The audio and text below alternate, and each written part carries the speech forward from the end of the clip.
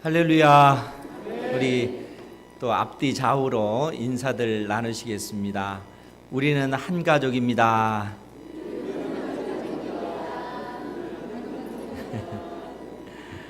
예수님 안에서 한 가족 되심을 믿으시기 바랍니다. 오늘 말씀은 예수님의 그 공생애 3년째 10월달 초막절 절기에 주신 그런 말씀입니다. 그러니까 이제 초막절 절기라고 하면은 보통 예수님 공생애 3년째 되던 그 초막절 그 절기가 10월 이제 21일부터 29일까지 있는데 예수님께서 그 초막절 절기 중간쯤에 예루살렘에 그렇게 올라가셨습니다. 그러니까 북쪽에 있는 갈릴리 가버나움에서 이제 그 남쪽에 있는 예루살렘에 초막절 절기 중간쯤에 그렇게 가신 것이죠. 그러니까 공생애 3년 10월 중순에 예수님께서 예루살렘에 올라가셨고 10월 달, 또 11월 달, 12월 달, 12월 또 그 이 하반기에 그러니까 21일부터 29일까지 수전절 절기가 있었기 때문에 예수님께서 초막절 절기를 시작으로 해서 10월 달, 11월 달, 12월 달 이 3개월 동안 예루살렘과 그 부근에 있는 지역에서 하나님 나라의 말씀, 천국 복음을 가르치시는 이 일을 3개월 동안 그렇게 하셨습니다. 그리고 나서 그 다음 해인 1월 또 2월 3월 이 3개월 동안은 예수님께서는 요단강 동편에 있는 이제 베레아 지역에 가셔서 이 베레아 지역은 헤롯 안디바스가 통치하는 그 지역인데 이 지역에서 3개월 동안 또 천국 복음을 증거하신 이후에 예수님께서 그 베레아 지역을 떠나서 즉 요단강을 다시 건너서 여리고를 거쳐서 예루살렘에 들어가셔서 이제 십자가에 못 박혀 죽으신 것입니다. 그것이 이제 4월 그 초순에 이제 그러한 일들이 4월 초순 6월절 절기에 예수님께서 이제 십자가에 못 박혀 죽으신 것이죠. 그러니까 초막절 절기부터 시작을 하면 이제 예수님께서 십자가에 못 박혀 죽으실 그 기간이 약 6개월밖에 되지 않는 그러한 그 시기인 것입니다. 우리 주님께서 이 초막절 절기에 예루살렘에서 오늘 천국 복음을 증거하신 것이죠. 그런데 이제 우리가 요한복음을 볼 때 요한복음이 가지고 있는 그 특성이 있는데 특별히 우리가 요한복음을 읽을 때 이 요한복음 전체를 통해서 예수님께서 예수님이 누구신가, 또 예수님이 이 땅에 오신 하나님의 아들 그리스도 되신다 하는 사실을 증거하기 위해서 사도 요한이 예수님께서 이 땅에 계실 때 공생애 3년 6개월 동안 행하신 그 수많은 그러한 이적과 표적들이 있는데 그 가운데 7개의 그 표적을 요한복음에 기록해 놓았습니다. 7개라고 하는 그 숫자는 이제 완전하다라는 의미로서 7개의 그 표적을 기록해 놨는데 요한복음을 읽어보면 알겠지만 제가 간략하게 말씀을 드리면 이 7개의 그 표적이 우리가 잘 아는 물을 포도주로 바꾸는 그러한 기적, 또 왕의 신하의 아들이 이제 죽게 되었는데 그 아들을 고치시는 사건, 38년 된 병자를 고치신 사건, 또 오병이어 그 기적도 주께서 행하셨고 물 위에 걸으시는 기적, 또 나면서부터 앞이 보이지 않는 그 소경을 우리 주님께서 고치시는 그러한 기적, 심지어 죽은 나사로를 살리시는 이러한 그 기적을 예수님께서 행하셨습니다. 그러니까 이런 7가지의 그 기적을 사도 요한은 표적이다 이렇게 기록을 해놓은 거예요. 즉 표적이란 말은 표지판이다라는 얘기고, 이 기적을 통해서 예수님이 결국 성경에 약속된 메시아 그리스도시요 그분이 하나님의 아들 되신다 하는 사실을 요한복음이 7개의 이 표적을 기록해 줌으로써 예수님이 하나님의 아들 되신다 하는 사실을 증거하고 있다는 것입니다. 그런데 이 7개의 표적 외에 또 7개가 기록된 게 있습니다. 그것이 뭐냐면 나는 뭐뭐이다 라는 얘기예요. 나는 뭐뭐이다 라는 이 표현이 7번이 기록이 되었습니다. 그러니까 제가 간략하게 또 말씀을 드리면 나는 생명의 떡이다. 또 예수님께서 나는 세상의 빛이다. 오늘 말씀이에요. 세상의 빛이다. 나는 양의 문이다. 나는 선한 목자다. 나는 부활이요 생명이다. 나는 길과 진리와 생명이다. 나는 참 포도나무다. 그래서 나는 뭐뭐다 라고 주님께서 이렇게 선언한 내용이 7번 기록이 됐다는 거예요. 그러면 이것이 의미하는 바가 뭘까? 그것은 예수님께서 하나님의 아들로서 택하신 백성들을 어떻게 구원해 내시는가 라는 그러한 사실을 가르쳐 주기 위해서 나는 뭐뭐다 이렇게 표현을 했다는 거예요. 그리고 이러한 어떤 그 표현이 사도 요한이 처음부터 이렇게 쓴 것이 아니고 구약 성경을 근거로 해서 이 표현을 쓴 것입니다. 즉 무슨 얘기냐면 출애굽기 3장 14절에 보면 그 어떤 내용이 나오냐면 하나님께서 모세를 부르셔서 모세에게 내가 너를 애굽 땅에서 종살이 하고 있는 이스라엘 백성들을 구원해 내야 되겠다. 내가 너를 보내겠다라고 얘기하니까 모세가 하나님께 뭐라고 얘기하냐면 하나님 그러면 이스라엘 백성들이 반드시 나에게 묻기를 너를 보낸 분이 누구냐? 라고 나에게 물을 텐데 그때 내가 그 사람들에게 뭐라고 설명을 해줘야 됩니까? 라고 묻습니다. 그때 하나님께서 이 모세에게 무엇을 말씀하시냐면 나는 나다 이렇게 말씀하셔요. 나는 나다. 이것을 우리말 성경은 나는 스스로 있는 자다 이렇게 표현을 하고 있습니다. 그러면 여러분 생각해 보세요. 나는 나다. 하나님께서 그렇게 말씀하신 거예요. 나는 스스로 있는 자다 이렇게 말씀하셨는데 그 말의 의미가 무엇일까요? 그 말은 하나님께서 모세에게 무슨 말씀을 해주시냐면 나는 이미 너희들의 믿음의 조상들과 언약을 맺은 하나님이요 그 언약을 이루기 위해서 성취하기 위해서 지금도 일하고 계시는 하나님이시다라는 얘기입니다. 즉 하나님은 영원하신 하나님이라는 거예요. 그 하나님은 과거에도 계셨고 지금 현재에도 계시고 장차 미래에도 계실 영원하신 하나님이시라는 거예요. 그 하나님께서 과거 너희 믿음의 조상들과 언약을 맺었고 그 언약을 이루시기 위해서 지금도 일하고 계시고 장차도 일하고 계시는 분이시다 라고 얘기하는 거예요.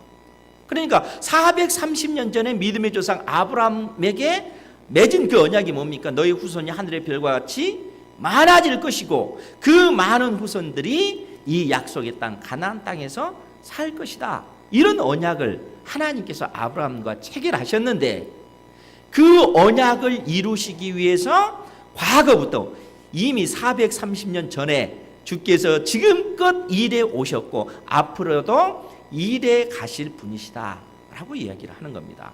그 표현이 나는 나다 라고 얘기하는 거예요. 그러니까 사도 요한은 예수님이 누구시냐? 예수님은 이 세상의 빛이라는 거예요. 나는 세상의 빛이다 라는 그러한 의미입니다. 그러면은 이제 이 말의 의미가 무엇일까를 생각을 해야 되는데, 여러분 세상의 빛이라는 말이 뭐겠어요? 그냥 빛이 아니고 이 세상에 비추는 빛이다 라는 얘기예요. 그러면 이 세상은 어떤 세상이냐면 어둠으로 가득한 세상이라는 거예요. 어두운 세상에 빛을 비춰줌으로써 이 세상의 어둠을 제거하고 이 세상을 구원해 내시겠다라는 그 의미가 나는 세상의 빛이다 라는 말 속에 담겨져 있다는 거예요. 그리고 이 세상을 구원하시기 위해서 내가 이 땅에 왔고 이 일을 반드시 이루시겠다라고 하는 그 의지가 나는 세상의 빛이다 라는 이 말 속에 담겨져 있다는 거예요. 무슨 의미인지 아시겠죠? 우리 주님께서 나는 세상의 빛이다 라고 했을 때는 이 세상을 구원해 내는 이 일을 반드시 내가 이루시겠다고 하는 그 의지가 그 속에 담겨져 있습니다. 동시에 그 표현 속에서는 우리 주님은 과거에도 계셨고 지금도 계시고 장차도 계실 하나님의 아들 되신다 하는 사실이 이 표현 속에 담겨져 있다는 것입니다. 그러면 여러분, 우리 주님께서 나는 세상의 빛이다 이제 이렇게 말씀하셨는데, 오늘 본문 12절 말씀을 보면 우리 같이 한번 볼게요. 12절 말씀입니다. 시작. 예수께서 또 말씀하여 이르시되 나는 세상의 빛이니 나를 따르는 자는 어둠에 다니지 아니하고 생명의 빛을 얻으리라. 아멘. 사실 이렇게만 읽으면 이 말씀이 무슨 의미일까? 이게 좀 약간 막연한 그런 느낌이 들잖아요.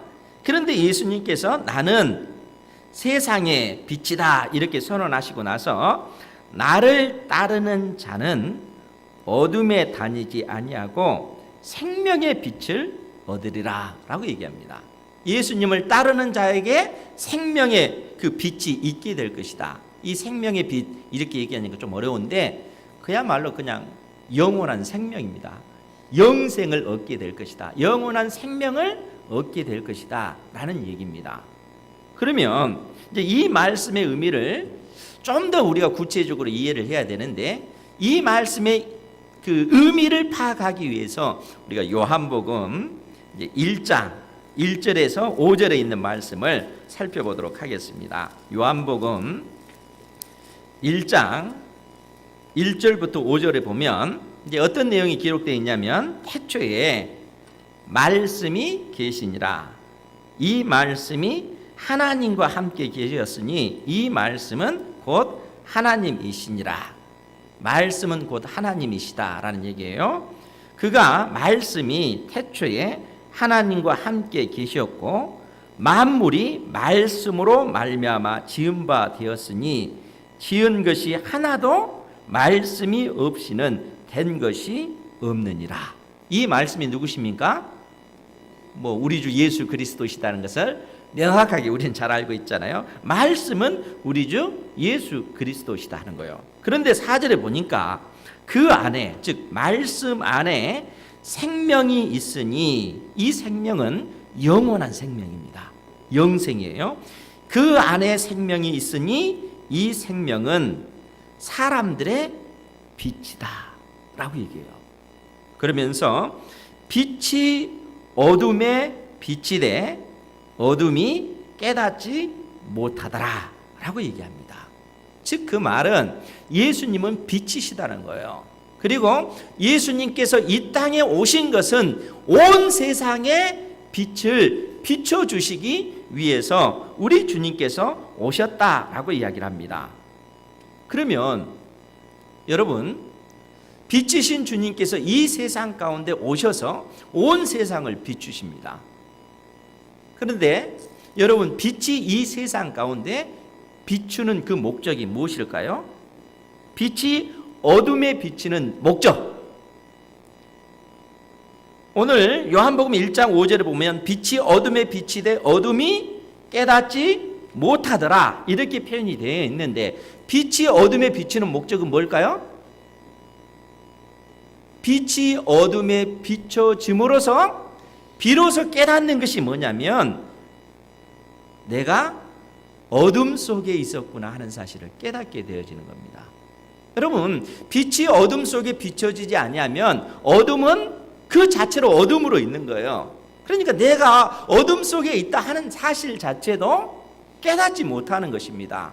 그런데 진리의 빛이 어둠 속에 비춰졌을 때 비로소 깨닫는 것이 뭐냐면 내가 어둠 속에 있었구나 하는 사실을 깨닫게 되어진다는 거예요. 그러니까 우리가 이 요한복음 1장 12절 말씀에서도 무슨 표현이 있냐면 영접하는 자 곧 그 이름을 믿는 자들에게는 하나님의 자녀가 되는 권세를 주셨다 이렇게 표현을 했는데 여기서 영접하는 자는 누굽니까? 내가 어둠 속에 있었구나 하는 사실을 깨닫는 사람입니다. 내가 어둠 속에 있었구나 하는 사실을 깨닫고 빛이신 예수님을 내 마음속에 모셔드리는 그 사람에게 하나님의 자녀가 되는 권세, 법적인 권리를 하나님께서 주신다는 거예요. 영원한 생명을 주신다라는 그런 얘기입니다. 오늘 우리 주님께서 우리에게 이 말씀을 하시는 거예요. 빛이 어둠에 비치는 그 목적, 그것은 네가 어둠 속에 있다는 사실을 깨달아 아는 것이다. 그 아는 자만이 빛이신 주님을 나의 구주로 영접할 수 있는 것이고 영접하는 그가 하나님의 자녀, 영원한 생명을 얻게 될 것임을 말씀하고 있는 것입니다.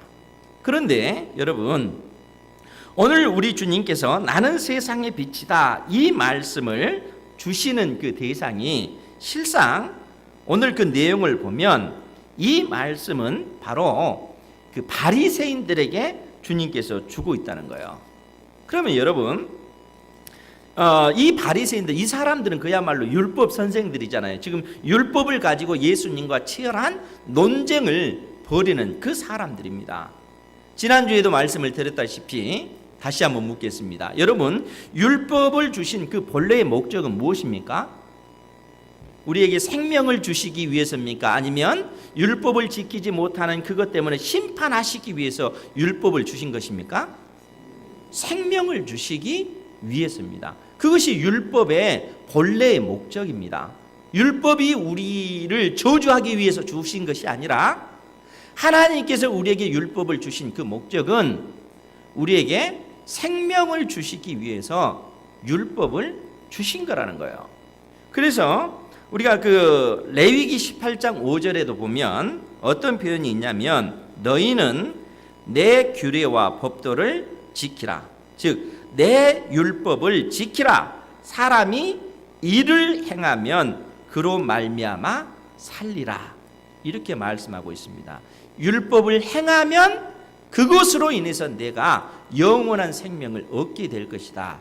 하나님께서 이 약속을 우리에게 주신 것입니다. 그러니까 율법이 악한 것이 아니라 율법은 선한 것이요, 율법은 택하신 백성들을 위해서 하나님께서 주신 그 법이라는 거예요. 그런데 문제는 뭡니까? 우리에게 생명을 줘야 될 이 율법이 오히려 우리를 심판하는 도구로 전락하고 만 겁니다. 그렇지 않습니까? 우리에게 그 생명을 줘야 될 이 율법이 결과적으로는 우리를 정죄하는 것이 되고 말았다는 거예요. 왜 그렇습니까? 우리 인생이 그 율법을 지켜 행할 만한 능력이 우리 속에 없다 하는 사실이 결국 드러났기 때문에 그렇습니다. 우리 인생이 만물보다 부패한 것이 우리 인생의 마음이라는 것을, 사람의 마음이라는 것을 성경이, 구약 성경이 결국 증명해 놨다는 거예요. 그러니까 우리에게 생명을 줘야 될 그 율법이 도리어 우리를 정죄하는, 우리를 심판하는 그러한 도구로 전락되고 말았다는 겁니다. 그것이 우리 주님께서 우리에게 가르쳐주고 있는 사실입니다. 그런데 율법 선생들, 이 바리새인들은 뭐라고 얘기합니까? 무슨 소리냐? 우리가 율법을 지켜 행함으로 구원받을 수 있다. 당당하게 그들은 그렇게 주장을 하는 거예요. 그래서 지난주에 어떤 사건이 있었습니까? 이 그 바리새인들과 서기관들, 이 율법 선생들이 현장에서 간음하다가 잡힌 그 여인을 끌고 와서 예수님이 어떻게 이 여인을 판결하시는가 보자라고 해서 과연 예수님이 이 율법을 어기고 이 여인을 죽일 것인지 아니면 살릴 것인지 그것을 보자 악한 마음으로 이 여인을 끌고 오잖아요. 그때 우리 주님께서 뭐라고 말씀하셔요? 간음하다가 현장에 잡힌 이 여인에게 우리 주님께서는 죄 없는 자가 먼저 돌로 치라 이렇게 말씀하셨습니다. 죄 없는 자가 먼저 돌로 치라. 돌을 들고 이 여인을 치기 위해서 모인 수많은 사람들이 그 주님의 음성을 들었을 때 어떻게 됩니까? 그들은 의롭다고 생각을 했습니다. 바리새인들, 서기관들, 율법 선생들은 자기들은 율법을 지켜 행함으로 구원받은 백성이다. 그들은 그렇게 생각을 했어요. 그런데 주님께서 이렇게 말씀하시자 죄 없는 자가 먼저 돌로 치라 라는 주의 그 말씀이 그들의 심령 가운데 비춰지니까 그들 속에 죄가 드러나는 겁니다. 그들의 양심의 가책을 받는 거예요. 주님의 그 권세 있는 그 말씀이 그들의 심령 가운데 비춰지니까 그들 속에 있는 그 어둠이 드러나는 거예요. 두려워 떠는 것입니다. 거기에 있는 사람들, 돌을 들고 있던 그 사람들이 어른부터 젊은 사람들까지 한 사람 한 사람 다 도망쳐 나가는 것이죠. 다 도망가고 맙니다. 왜 그렇습니까? 진리의 빛이 그들의 심령 가운데 비춰지니까 그들 속에 선한 것이 없다는 것을 드러나고 만 것이죠. 하나님의 말씀이 그들의 영혼 가운데 비춰지니까 비로소 그들이 깨닫는 것이 내가 의로운 존재가 아니라 내가 죄인이구나. 현장에서 간음하다 잡힌 저 여인과 내가 그 같은 그러한 똑같은 그러한 죄인이구나. 이러한 사실을 그 사람들이 깨닫는 것이죠. 하나님의 말씀의 빛이 그들의 심령 가운데 비춰질 때 비로소 그들이 그러한 사실을 깨닫게 되었다는 겁니다. 여러분은 어떻습니까? 여러분들 스스로 여러분들 자신을 평가했을 때 나는 그래도 하나님 앞에 그래도 이 정도면 나는 좀 괜찮지 않을까? 혹시 이렇게 생각하고 있지 않습니까? 아니 그렇게 생각하셔도 괜찮습니다. 내가 주의 몸된 교회를 위해서 소득의 10분의 1을 드리고 또 주의 몸된 교회를 위해서 수많은 시간과 열정을 들여서 헌신하고 봉사하고 또 교회에서 나름대로 어떤 직분을 갖게 되면 우리 마음속에 그래도 뿌듯한 마음이 있잖아요.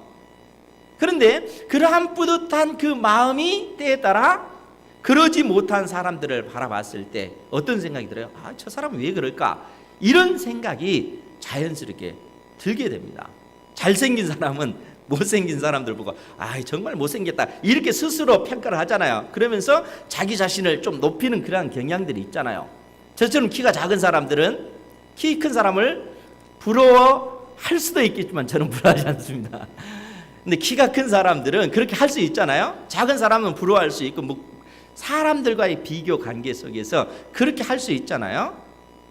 그런데 우리 주님께서 그러한 우리를 향해서 누가복음 18장에 정말 적절한 비유의 말씀을 우리에게 해주고 있지 않습니까? 그런데 그 비유의 말씀을 하시기 전에 주께서 뭐라고 말씀하셨냐면 무릇 자기를 의롭다고 믿고 스스로 나 자신을 의롭다고 믿고 다른 사람을 멸시하는 자들에게 이 비유로 말씀하시되 이렇게 얘기합니다. 자기 스스로 자기 자신을 의롭다고 믿고 그것이 근거가 돼서 나보다 못한 사람을 멸시하는 자들에게 이 비유를 들어서 말씀하셨다는 거예요. 그 비유의 내용이 뭡니까? 바리새인과 서기관에 관한 비유죠. 두 사람이 하나님의 성전에 올라가서 기도하지 않습니까? 기도할 때 바리새인은 하나님 너무너무 감사합니다. 내가 소득의 10분의 1을 하나님 앞에 드립니다. 그리고 일주일에 2번씩 금식 기도합니다. 2번씩 금식 기도하신 분 한 분도 안 계시잖아요. 한 분도 안 계시잖아요. 그리고 나는 불의하고 토색하고 간음하는 자들과 같지 아니하고 저기 엎드려 기도하는 저 세리와도 같지 아니함을 나는 감사합니다. 이렇게 얘기합니다. 왜 이렇게 기도할 수가 있는 거예요? 실제적으로 자기가 그렇게 삶을 살기 때문에 그렇습니다. 그런데 이때 당시 세리는 로마를 위해서 일하는 사람이잖아요. 우리의 입장에서는 매국노라는 매국노. 일제 앞잡이 노릇한 사람을 우리가 그 매국노라고 그렇게 하잖아요. 세리가 그때 당시 그런 사람입니다. 로마를 위해서 일한 사람들이니까. 그러니까 바리새인이 저 세리와 같지 않음을 감사합니다 라고 했을 때 어떤 의미로서는 그것이 정당한 감사의 그 기도가 되어질 수 있는 것이죠. 그런데 우리 주님은 누구를 의롭다고 하셔요? 엎드려 통곡하는 세리를 의롭다 하셔요. 바리새인을 의롭다 하지 않아요. 왜 그런 겁니까? 바리새인이 스스로 자기 자신을 의롭다고 생각한 그 근거가 뭔가 하는 거예요. 그는 스스로 내가 의롭다 하는 것은 세리보다 자기가 월등하기 때문에 그렇습니다. 그럴 수 있지요. 그렇죠. 소득의 11조를 드리고 일주일에 2번씩 금식 기도하고 끊임없이 하나님을 높이는 그러한 삶을 살아간다면 그것이 다른 사람들과 비교했을 때 월등하기 때문에 그것이 때에 따라서 내가 좀 더 그 의로운 존재인 것처럼 여겨진다는 거예요. 그런데 그러하지 못한 사람들을 볼 때 어때요? 어떻게 저 사람 저럴까? 이렇게 판단할 수 있게 된다는 거예요. 그런데 우리 주님은 그러한 그 바리새인을 책망하는 거예요. 그리고 통곡하는 세리를 의롭다 하시는 겁니다. 왜요? 두 사람이 하나님 앞에 기도하기 때문에 그런 거예요. 진리의 빛이 그들의 심령 가운데 비춰졌을 때 모든 인생이 궁극적으로 하나님 앞에 고백할 수 있는 것은 주님, 나는 죄인입니다. 내 힘과 내 능력으로 하나님 앞에 구원받을 수 없는 인생입니다. 이 고백이 나올 수밖에 없습니다. 즉 그 말은 바리새인은 하나님 앞에 나아가서 기도하면서도 정작 하나님 앞에 나아갔음에도 불구하고 하나님께로부터 오는 그 진리의 빛을 비춤받지 못하고 있는 겁니다. 하나님의 진리의 빛이 그의 심령 가운데 비춰졌다면 내가 이 땅에서 행한 이 선한 일들이 정말 아무런 내가 의롭게 될 근거가 전혀 못 된다 하는 것을 깨달아 알게 될 텐데 그 진리의 빛이 비춰지면 여러분들이 이 땅에서 아무리 선한 일, 착한 일 많이 한다 할지라도 그것을 가지고 내가 구원받을 수가 없다는 거예요. 그런데 바리새인들, 율법사들은 내가 이 땅에서 행한 그것으로 말미암아 내가 구원을 얻을 수 있는 것처럼 착각했다는 거예요. 율법을 알지 못하는 것이죠. 그러나 세리는 하나님 앞에 갔을 때 하나님께로부터 오는 그 진리의 빛에 비춤 받았을 때 내가 하나님 앞에 죄인이구나. 고개를 들 수 없어서 자기의 가슴을 치며 통곡하며 울 수밖에 없는 것이죠. 이것이 우리 주님께서 바리새인과 세리의 비유를 들어서 우리에게 하신 말씀입니다. 무슨 얘기입니까? 너의 선한 행실로 하나님 앞에 의롭다 할 수 있느냐? 아니라는 거예요. 모든 인생이 다 하나님 앞에 범죄한 죄인이라는 거예요. 그렇기 때문에 여러분 우리가 자주 그 신명기 8장 말씀을 보잖아요. 하나님께서 강력하게 이스라엘 백성들에게 경고하는 그 경고의 내용이 뭡니까? 너희들이 약속의 땅 가나안 땅에 들어가서 많은 돈을 벌고 많은 그 재물을 얻었을 때 너희가 나를 잊어버리고 이렇게 말할 거다. 이렇게 어떻게 해요? 내 능력과 내 손의 힘으로 내가 이 재물을 얻었다 말할 것이라. 여러분 신명기 8장 17절 18절에 있는 말씀입니다. 하나님께서 아예 선언을 해버리잖아요. 너희들이 약속의 땅 가나안 땅에 들어갔을 때 많은 그 재산을 얻었을 때 반드시 너희들이 내 능력과 내 손의 힘으로 내가 이 재물을 얻었다 이렇게 선언할 것이다 이런 얘기예요. 그만큼 너희들이 부패했다는 거예요. 하나님께서 미리 경고를 해 주시잖아요. 오늘 우리에게 그 얘기를 하시는 거예요. 그러면서 하나님께서 뭐라고 말씀하십니까? 내 하나님 여호와를 기억하라. 그가 내게 재물 얻을 능력을 주셨습니다. 여러분들에게 주신 그 능력 자체도 하나님의 은혜로 주어진 거라는 거예요. 그러니까 우리가 이 땅에서 살아가는 그 모든 삶의 환경들, 그 어떤 그 재물들, 여러분들이 가지고 있는 재능과 그 능력들, 그 모든 것이 다 하나님께로부터 왔다는 겁니다. 그러면 여러분, 우리가 이러한 어떤 그 복음의 진리를 깨닫는다면 우리가 어떻게 하나님 앞에 나가야 되겠어요? 하나님께서 나에게 많은 재물을 주시고 많은 은혜를 주셨으면 그것을 사용해서 하나님의 나라와 영광을 위해서 사용했을 때 우리가 그것을 가지고 나를 의롭다 이렇게 생각하면 되겠습니까? 그게 아니라는 거예요. 바리새인들이 착각한 게 그거라는 겁니다. 내가 이 땅에서 행한 그 일이 마치 나를 의롭게 만드는 것이냐, 그게 아니라는 겁니다. 그 모든 것이 다 하나님께로부터 왔다 하는 사실을 깨닫고 너희들이 힘써서 하나님의 나라와 영광을 위해서 헌신하고 수고하고 봉사하되 단지 하나님께서 이처럼 연약한 인생을 사용하셔서 나의 인생을 통해서 영광 받으시니 감사합니다. 찬양과 영광과 감사를 올려드리는 삶을 살아가라는 겁니다. 하나님께서 택한 자녀들에게 우리에게 진리의 빛을 비춰주시면서 너희들이 이 세상을 살아갈 때 그러한 그 신앙의 삶을 살아가라는 거예요. 하나님께서 주신 그 복을 누리면서 다른 사람들과 비교해서 저 사람은 왜 그래? 이렇게 멸시하는 그런 태도가 아니라 하나님께서 주신 그 복을 사용해서 연약한 이들을 세워주는 그런 일들을 하고 이렇게 세워지는 그런 일들을 하면서 내 마음속에 나처럼 미약한 존재에게 하나님께서 복을 주셔서 나의 인생을 통해서 이러한 일들을 행하게 하시는 하나님 찬양 받으시옵소서 이렇게 고백하라는 거예요. 이게 빛의 자녀들이 이 땅에서 사는 삶의 방식인 것입니다. 만일 여러분들이 지금까지 그러한 삶의 방식을 살아오지 아니하고 내가 주님을 위해서 이처럼 헌신했어, 그리고 그러하지 못한 사람들을 멸시하는 태도로, 조롱하는 태도로, 또 불평하는 말로 그렇게 하게 되면 우리 안에 거하신 하나님의 성령께서 너무너무 슬퍼하시는 것입니다. 이러한 삶을 단호하게 잘라버리시기 바랍니다. 그래서 믿음의 그 사도, 이 바울 사도가 고린도 그 전서 15장 10절에서 뭐라고 고백을 했냐면, 내가 모든 사도보다 더 많이 수고하였으나 내가 한 것이 아니요 오직 나와 함께 하신 하나님의 은혜로라. 여러분, 바울 사도가 얼마나 많은 일을 했습니까? 다른 모든 사도보다 엄청난 일들을 그렇게 행해 나갔다는 거예요. 바울 사도가 그러한 일들을 행한 것입니다. 그러나 그가 고백하는 것이 더 많은 수고를 하였으나 내가 한 것이 아니요 나에게 베푸시는 하나님의 은혜, 그 은혜로 한 것이라는 거예요. 미철한 이 인생을 하나님께서 사용하셔서 영광 받으시니 하나님 영광 받아주옵소서, 그렇게 고백하는 거예요. 나 같은 인생을 사용하셔서 하나님 나라를 이루는데 한 부분을 감당케 하시니 하나님 감사합니다, 이 고백을 하는 것입니다.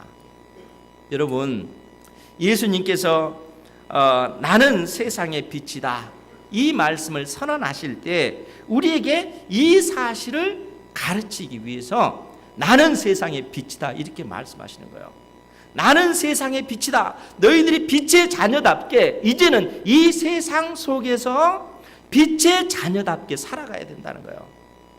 이 세상 사람들과 똑같은 삶이 아니라 빛의 자녀답게 살아가도록 하기 위해서 하나님께서 우리의 심령 가운데 진리의 빛을 비춰주시고 우리가 하나님 앞에 온전히 설 수 없는 빛이 어둠의 빛이 돼 어둠이 깨닫지 못하더라, 이것이 아니라 깨닫고 내가 죄인이다 하는 사실을 깨닫고 하나님의 은혜를 사모하는 이 삶을 살아야 된다 하는 것입니다.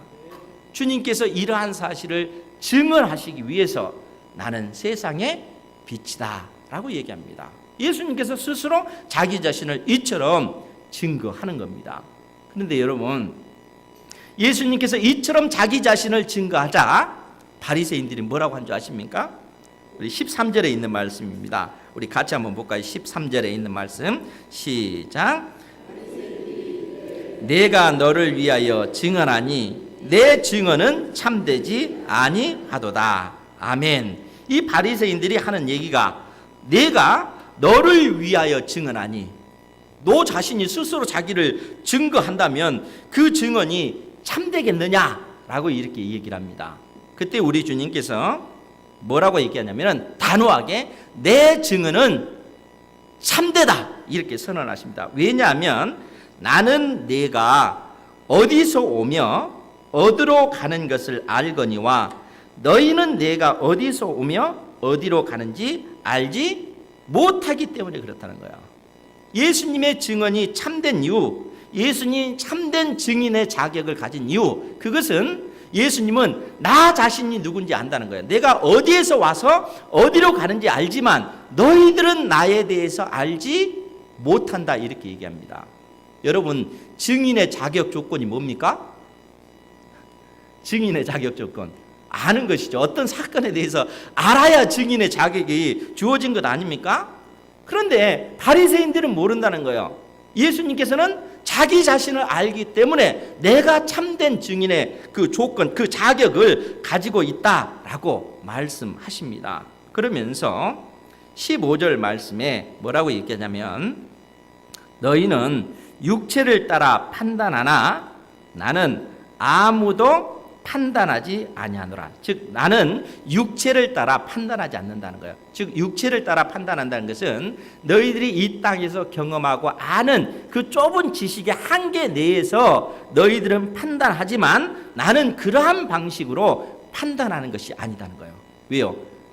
예수님은 하나님의 아들 되시기 때문에 신령한 세계를 아시고 이 세상을 아시고 심지어 온 세상을 창조하시는 창조주 하나님이시기 때문에 그렇습니다.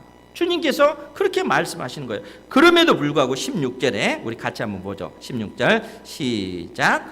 만일 내가 판단하여도 내 판단이 참되니 이는 내가 혼자 있는 것이 아니요 나를 보내신 이가 나와 함께 계심이라. 아멘.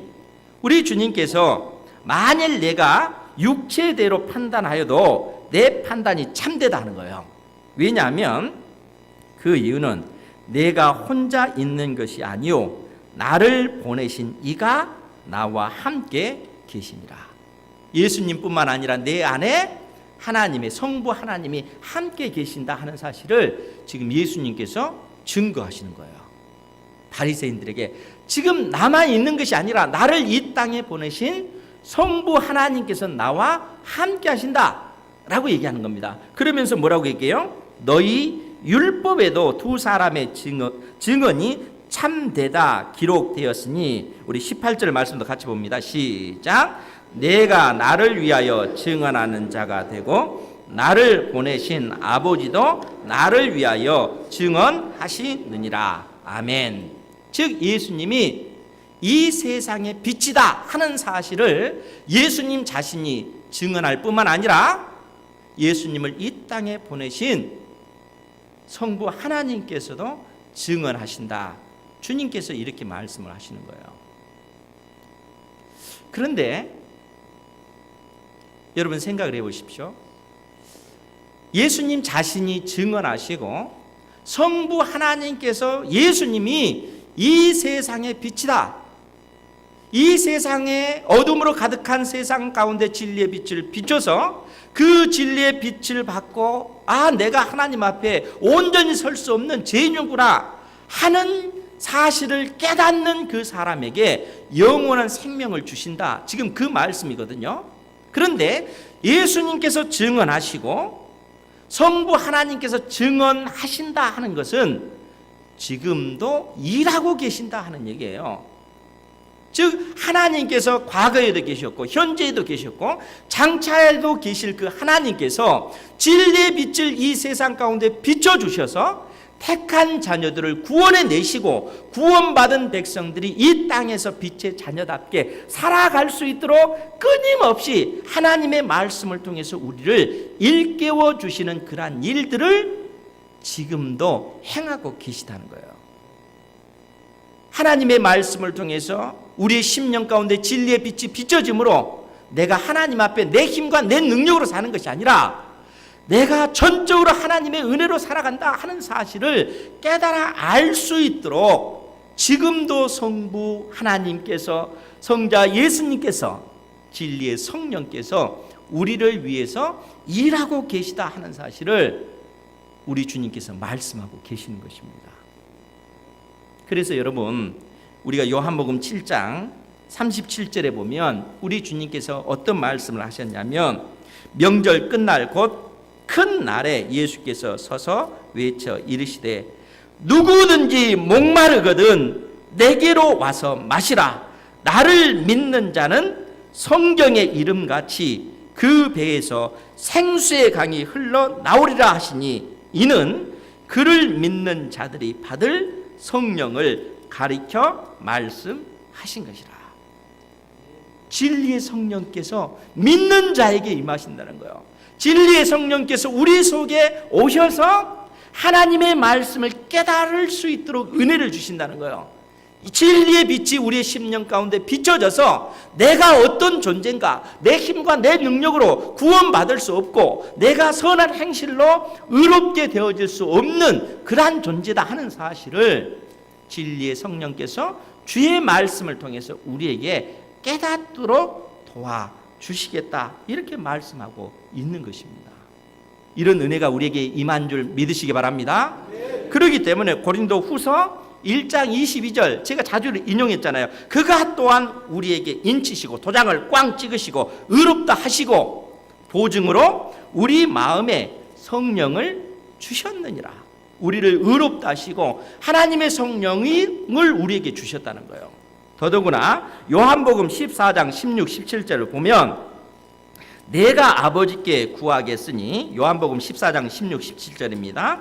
그가 또 다른 보혜사 성령을 너희에게 주사 영원토록 너희와 함께 있게 하리니 그는 진리의 영이라. 세상은 능히 그를 받지 못하나니 이는 그를 보지도 못하고 알지도 못함이라. 그러나 너희는 그를 아나니 그는 너희와 함께 거하시며 또 너희 속에 계시겠습니다. 우리 속에 거하시는 하나님의 성령께서 우리 속에 계셔서 우리가 이 말씀을 통해서 진리의 빛이 우리의 심령 가운데 비춰지게 하시고 내가 하나님 앞에 온전히 설 수 없는 죄인이다 하는 사실을 성령께서 깨우쳐 주신다는 거예요. 그러니까 진리의 빛이 우리의 마음속에 비춰지고 그것을 깨닫지 못하면 우리가 하나님 앞에 구원받을 길이 없습니다. 그러나 주님께서 우리에게 은혜 주셔서 진리의 빛을 끊임없이 비춰주시고 우리의 믿음을 성장시켜 가고 계세요. 지금도 하나님께서 여러분들의 의식 가운데 진리의 빛을 비춰주셔서 하나님의 자녀답게 살아갈 수 있도록 도우시고, 이 성경 말씀을 읽을 때 그 말씀의 의미를 깨닫게 해주셔서 하나님의 은혜 가운데 살아가는 존재로 주께서 지금도 만들어가고 계신다는 거예요. 그 말이 나는 세상의 빛이다, 그 말씀의 의미라 하는 것입니다. 사랑하는 성도 여러분, 선을 행하여 의롭게 될 인생도 없고 또 율법을 행하여 구원받을 인생도 없습니다. 오직 이 진리를 깨닫고 내가 죄인입니다. 하나님, 내가 죄인입니다. 내 속에 선한 것이 없습니다. 하나님의 은혜를 구하는 자를 하나님께서는 의롭다, 그렇게 인정해 주십니다. 또한 보증으로 임한 하나님의 성령께서 우리의 구원을 완성시켜 나가신다는 것입니다. 세상에 빛이신 주님께서 오늘도 여러분들에게 이 진리의 빛을 비춰주시기를 축원합니다. 오직 하나님께 소망을 두는 삶을 살도록 세상에 빛이신 주님께서 오늘 여러분에게 은혜 주시기를 주님의 이름으로 축원드립니다. 기도하겠습니다. 자비하신 아버지 하나님, 진리의 빛으로 우리에게 또 임하시고 진리의 영으로 임하셔서 하나님의 말씀을 깨닫도록 여전히 도우셔서 우리가 하나님의 사람으로 더더욱 장성해 갈 수 있도록 은혜 주시니 감사드리옵나이다. 오늘 주신 이 말씀의 의미를 더더욱 잘 깨달아 알 수 있도록 우리 안에 거하시는 하나님의 성령께서 우리를 도우시고 우리를 선하게 인도하여 주옵소서. 예수님의 이름으로 기도하옵나이다. 아멘.